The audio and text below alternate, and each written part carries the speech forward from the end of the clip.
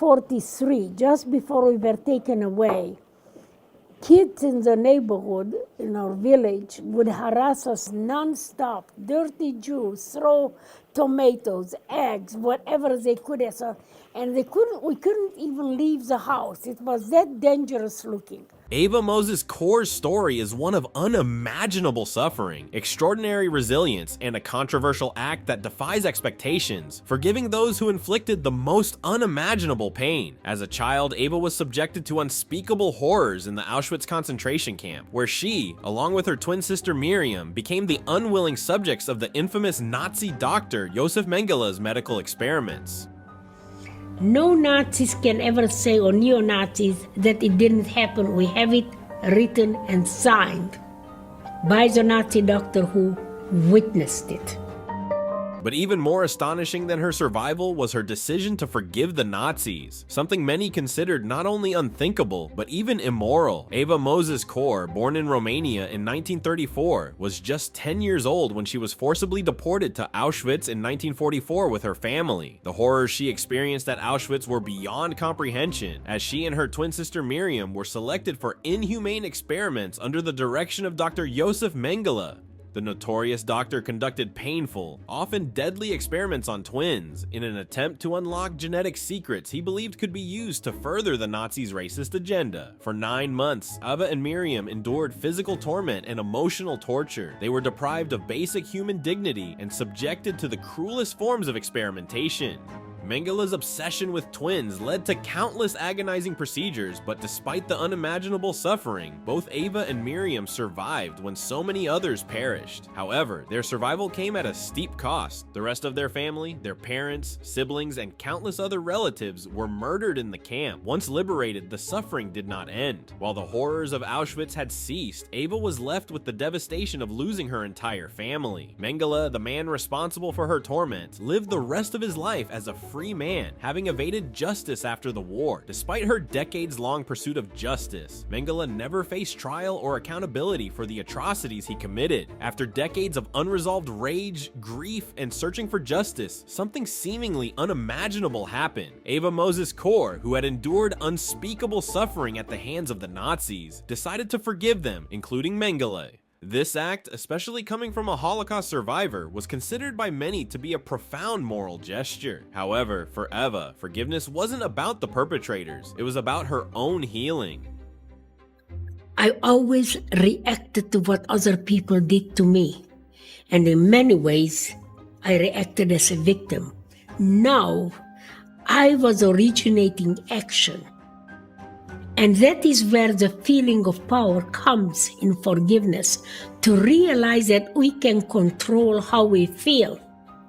In an interview with a close collaborator, Ava explained her decision in the simplest yet most profound terms. I didn't forgive the Nazis because they deserve it. They don't. I forgave them because I deserve it. Ava's decision to forgive was about liberating herself from the burden of hatred that had weighed down on her for decades. She realized that the anger, the rage she carried with her daily was only harming her. The Nazis had already taken so much from her, and if she allowed them to continue controlling her mind and spirit through anger, she would be giving them control over her for the rest of her life. Eva's choice to forgive was not based on religious or moral obligations. Forgiveness in Eva's eyes wasn't about making the perpetrators of the Holocaust feel better or excusing their actions. Instead, it was about healing herself, freeing herself from the emotional chains of anger, resentment, and hatred. To her, forgiveness was a personal choice, a way to reclaim her life and peace. She believed that holding on to anger, as justified as it was, meant letting the perpetrators win. When she explained this process, she was clear. Forgiveness wasn't something that could be demanded of a victim. It had to be a personal journey. She often spoke about how important it was to not rush into forgiveness. It's something that you do when you're ready for it, she said. Ava stressed that no one should be pressured to forgive, especially when the trauma was still raw.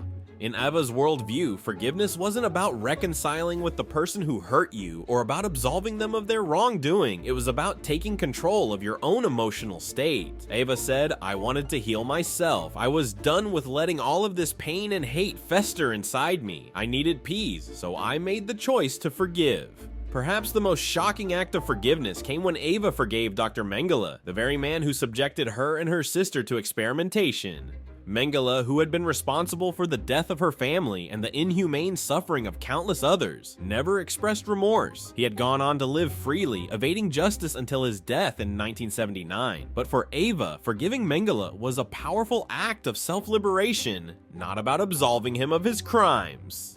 Eva said that forgiving Mengele didn't mean she thought he deserved it, but it meant she was no longer willing to let his crimes define her. She was no longer going to be a victim of his actions in her heart and mind. By forgiving him, Eva was freeing herself from the grip of hate that had kept her bound to the horrors of the past. In 2015, Eva took part in the trial of Oskar Groening, a former Auschwitz guard known as the bookkeeper of Auschwitz. Groening was charged with being an accessory to the murder of 300,000 people. When Eva met him, she shook his hand and spoke to him with a sense of compassion, despite the horrors he was part of. Eva's forgiveness was not for him. It was a testament to her own journey of healing. The trial of Oskar Groening became a pivotal moment for Eva in her healing process. Groening had confessed to his involvement in the death camps, and during the trial, he was convicted as an accessory to murder. Despite his actions, Eva saw him as someone who, while complicit in the crimes, was now facing consequences. In a moment that shocked many, Eva and Groening shared a brief hug after their exchange. Some criticized her for showing compassion toward him, but Eva's reasoning was simple. It's my way of healing myself. It has nothing to do with him. It's for me.